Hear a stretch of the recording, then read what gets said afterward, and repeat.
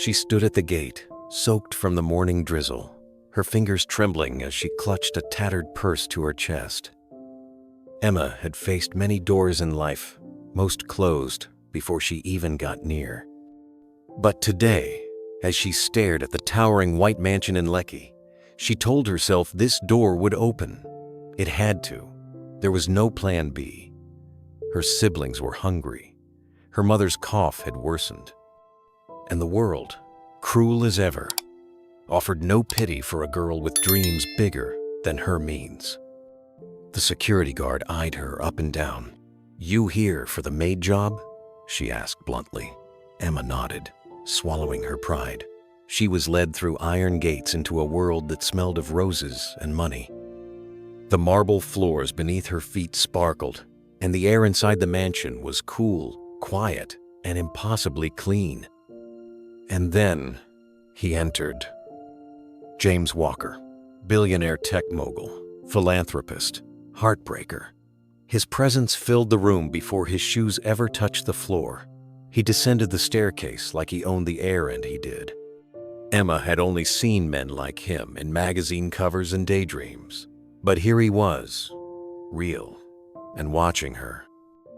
Their eyes met, just for a second. She looked away first. He didn't. He turned to the house manager and said, "Interview her first." That's how it began.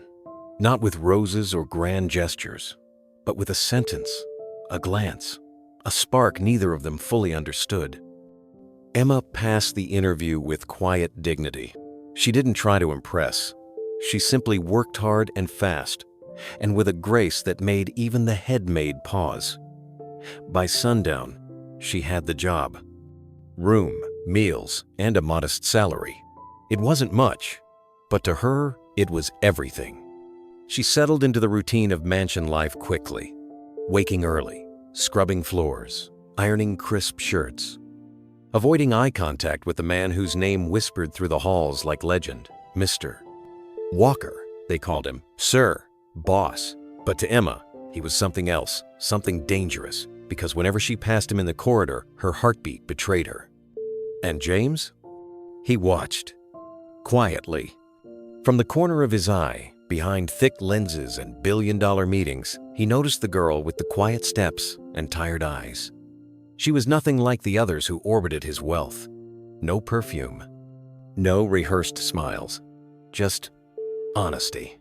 And he didn't know what to do with that. The staff began to whisper, "She's too pretty to be just a maid." He looks at her differently. "Watch your back."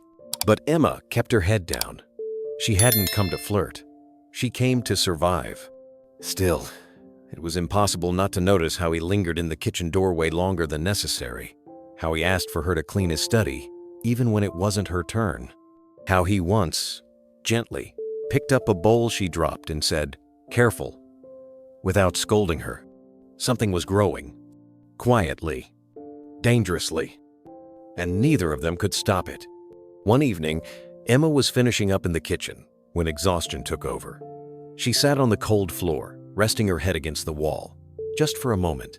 She didn't realize she'd fallen asleep until a warm blanket was gently draped over her.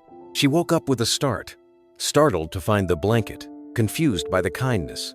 No one else had been there. Only James had come home late that night. She folded the blanket quietly, her heart beating faster than she liked. It wasn't love, not yet. But it was no longer just survival either. James tried to focus on work, tried to tell himself she was just a staff member, a maid, temporary. But he found himself watching the hallway, waiting for her light footsteps. He noticed the way she hummed when no one was around, the way she smiled when she thought no one was looking. Then came the moment that broke the balance. Emma was cleaning the library when a stack of books toppled. She bent quickly to pick them up, her hands shaking. "Leave it," came his voice behind her. She turned to find him standing at the doorway, watching her closely. Their eyes locked again. Only this time, neither of them looked away. He stepped forward. "You're the only one who comes in here and treats the books like they matter." She smiled nervously. "Books are the only thing I ever owned growing up." And just like that, they talked. About dreams, about the past, about things neither of them had ever shared with anyone else. From that day on, the conversations continued. At first, short, then longer, then filled with laughter. The house began to change. It no longer felt cold. The staff noticed. Whispers turned to rumors.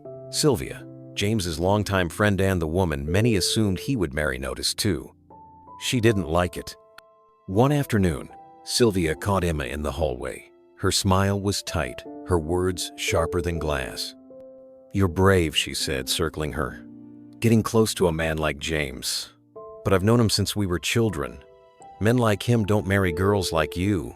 They use them, and then forget them." Emma didn't reply. She didn't have to.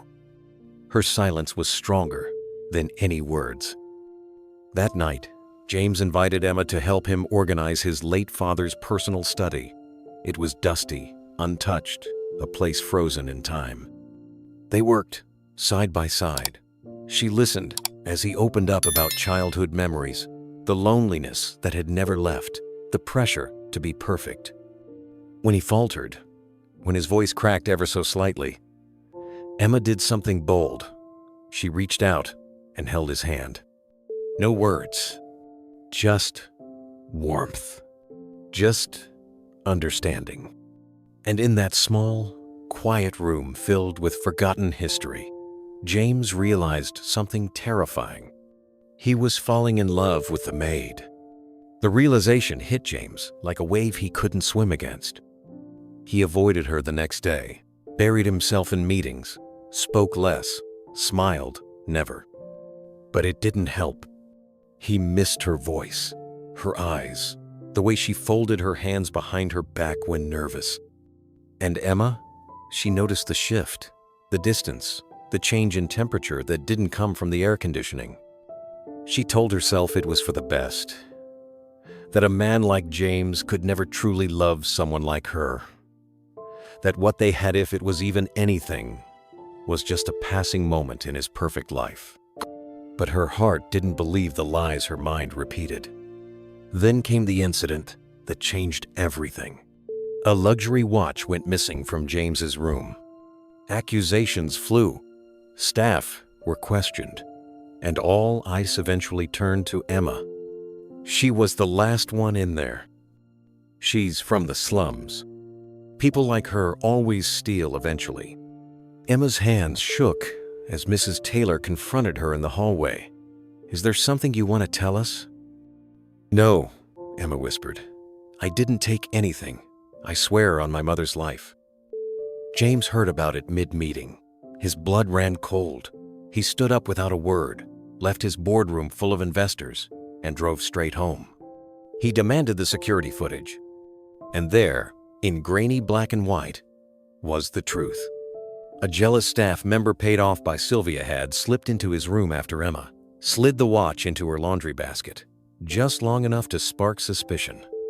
James's rage was silent, but brutal. The staff member was fired instantly. Sylvia, confronted, didn't even deny her role. "She doesn't belong here," she said. "I was just helping you see that." James looked at her, something colder than anger in his eyes. "I don't need your help, and don't ever come near her again." Emma sat on the back porch that night, the moonlight catching the tears in her eyes. James found her there. "You didn't believe them?" she asked quietly, not turning to look at him. "I believed you," he replied. Emma closed her eyes. "It hurts." "I know." Silence wrapped around them. Then he sat beside her, reached for her hand, held it with a softness that surprised even her. And just like that, the distance disappeared again. Later that night, she stood by her small bed in the servant quarters, staring at the ceiling, one thought replaying again and again. He defended me. He chose me. Maybe love wasn't so far after all. The days that followed were different. James no longer hid behind formality. He no longer watched her from a distance. Now he sought her out, asked her questions, listened when she spoke. Emma laughed more, walked with lighter steps, but deep inside, a voice still whispered, "This can't be real. It's too perfect, too fragile." And she was right. One evening, as the sun dipped behind the tall trees surrounding the mansion, James took her out onto the balcony. Just the two of them. No maids, no watchful eyes. "I know this isn't normal," he said, "and I know people will judge me for falling for someone who came to clean my floors. But Emma, I see you. Not just the maid. Not just the girl with worn shoes and calloused hands. I see you, and I'm in love with what I see." Emma's lips parted slightly, her breath catching. "James, I never thought a man like you could see me. Really see me." He reached for her hand. "Then let me prove I do." He kissed her. Not with the urgency of lust, but the tenderness of a man who had found something pure in a world full of pretense. That night, everything changed. He didn't hide her anymore. They shared breakfasts on the rooftop garden, went on long drives under the guise of errands.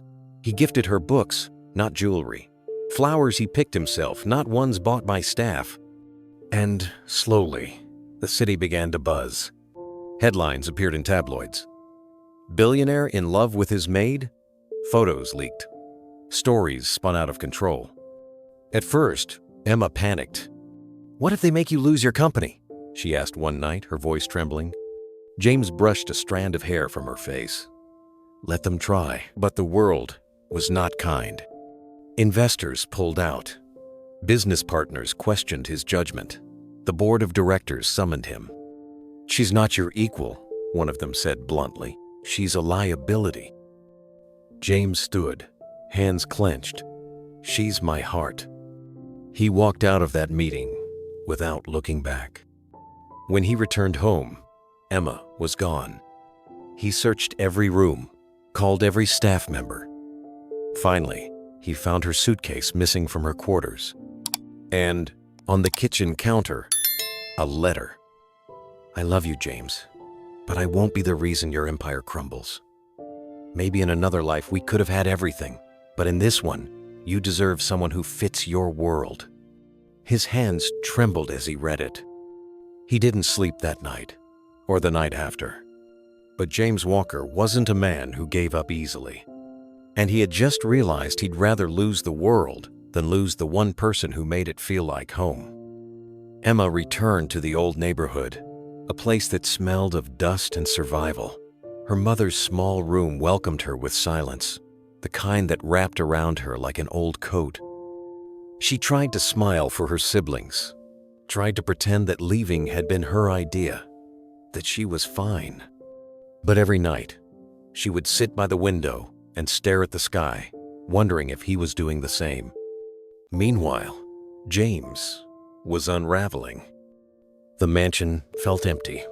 Every room echoed with memories of her laughter, her presence, her scent. He canceled meetings, ignored emails, and finally, he did what no one expected. He went to find her. He wore a plain shirt, drove himself. No bodyguards, just a man looking for the woman who had stolen his heart. When he reached the compound, the neighbors stared. Children pointed, women whispered, and then, through the narrow passage between the zinc-roofed rooms, he saw her. Emma, carrying a bucket of water, dressed in simple clothes, hair tied back, still beautiful, still the woman he loved. Their eyes met. She froze. He stepped forward. "I came to bring you home." Tears welled in her eyes. "James, I told you why I left. Your world doesn't want me." He shook his head. "Then I'll change my world." "But your company?" "I already stepped down as CEO."